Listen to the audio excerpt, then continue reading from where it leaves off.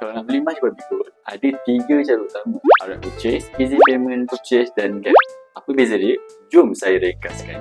Boleh follow dalam video untuk tahu lebih banyak tentang ilmu wang dan emas. Direct purchase, beli emas penuh tunai sekaligus. Contoh, nak beli 10 gram gold bar, bayar terus ikut harga semasa, terus dapat emas fizikal.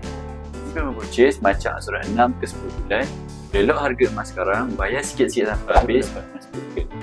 Gold Accumulation Program. Gap, simpan emas rendah RM100. Bagi simpanlah akaun emas, bila cukup boleh tukar kepada jongkong atau dinar. Ringkasnya, outright sekali bayar terus pegang emas. EPP, lock harga emas dapat lepas habis bayar. Gap, simpan sikit-sikit, tukar emas bila cukup. Anda lebih suka emas terus dapat, emas ansur-ansur atau emas simpan sikit-sikit dulu. Tiga-tiga cara ni sah, terus dan patuh syariah. Babi Gold bagi flexibility ikut bajet masing-masing. Yang penting, mula dulu, jangan tunggu nanti. Untuk mereka yang nak ada pegangan emas fizikal, boleh isi link di bio. Saya bimbing sebaik.